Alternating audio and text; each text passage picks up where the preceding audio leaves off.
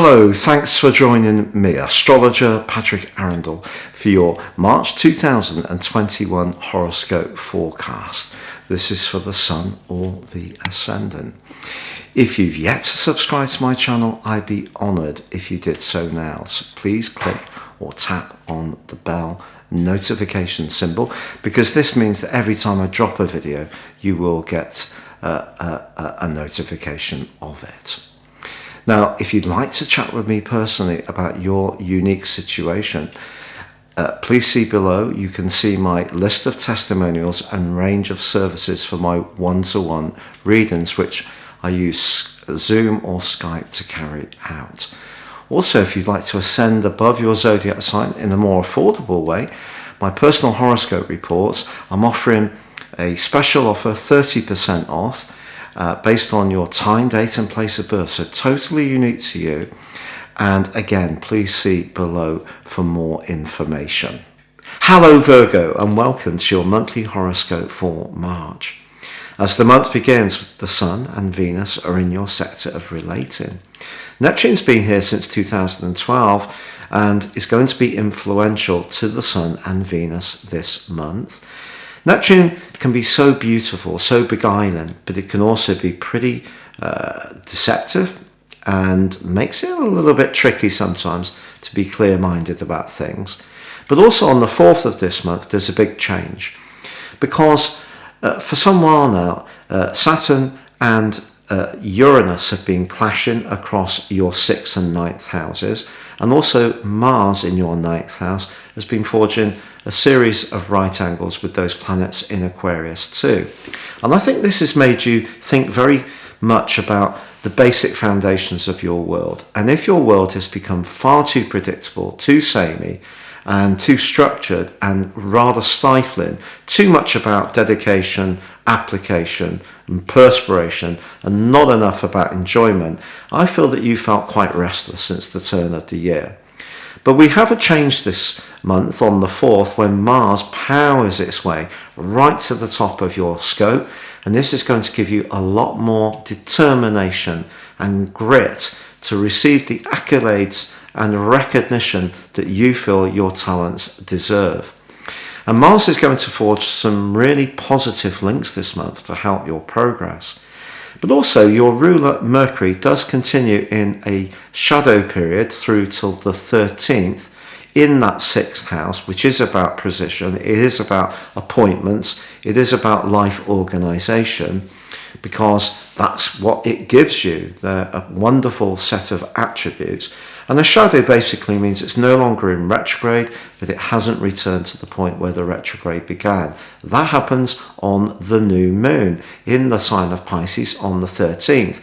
And I think that can be a really fantastic trigger point for you. Mercury comes out of shadow, your ruler, and also the Sun, the moon, but crucially Neptune, all combined. Neptune's about 3 degrees away, so it's not absolutely conjunct, but very, very close enough to be highly influential. And over the next month, dare to dream what you want when you set your intentions around relationships. Whatever your scenario is at the moment, whatever your status, have those hopes, because Neptune can be magical. It can distort, we all know that, but it can be quite beautiful. And in fact, in week 2, Venus then goes on to link fantastically well with Neptune. And if you do have a date or get to know someone online in week 2 of this month, and it does feel instinctively right, then go with those feelings. Give yourself a little bit of time to apply that more practical side of your nature to really be sure that this person is being genuine. But if they are, this could be a match literally made in heaven. Now, it's also true to say that Saturn and Uranus do continue that rather corrosive right angle this month. So if you do feel that you're doing a lot of giving, you're being very sacrificing, and your scope to liberate yourself from the demands of life is really restrained or constrained, then frustration can still be there bubbling in the background. So just be conscious of that, because On the 20th of this month, we have the start of the Western tropical astrological journey when the Sun returns to the sign of Aries at 9:38 Universal Central Time. For you, this part of your scope is to do with transitions. But if someone has been very alluring on the back of that new moon and the help of Venus and Neptune around a relationship dimension, the arrival of Venus in your 8th solar house on the 21st is going to give you the information in the following 10 days of whether they really are the real deal. Because it's not necessarily what someone's telling you that's going to concern you so much then. It's more the instinct that you get, and also you're more likely to try to probe a bit deeper to find out what their true motivations, desires and intentions are. But if you're lucky enough to be in a loved-up relationship, it can get very romantic in the last 10 days of this month. So definitely something to look forward to. There's also Mars moving into a glorious conjunction with the North Node in your sector of success. So if your instinct is telling you, if there's a pull telling you to do something different, Mars gives you a lot of support to be more confident, more assertive, and to make some dramatic changes if you need to make them. Mars is also linking very, very well the last 2 weeks of this month with the more restrictive, structured energies of Saturn. So that part of you that does like to plan things meticulously, see where the value is, to sift through what is real or otherwise, that's really going to be enhanced, but in a way that you can grow. So something can go forwards, but in a way which could be sustained over the long term. There is a full moon on the 28th, and it is, of course, going to be in a part of your horoscope that is to do with everyday resources. So what I would say to you about this is that because Venus is very close to the Sun on the other side of the heavens, on the other end of the polarity of where the full moon is in the sign of Libra, it's just saying to you, if you're spending very much in terms of today's needs and not thinking so much about the longer term, it's something you may need to realign.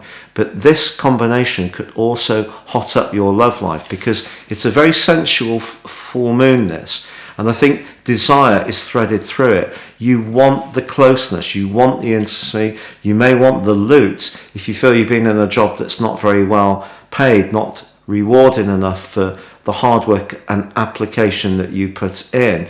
And also from the 16th to the 21st, I should tell you that Venus forges an amazing link with Pluto before it moves into the sign of Aries, and that can be a fine time for you to test out for sure the validity of someone that you're drawn towards. But that big transition in the second half of this month can see you thinking about business matters, being more entrepreneurial, maybe thinking about working for yourself.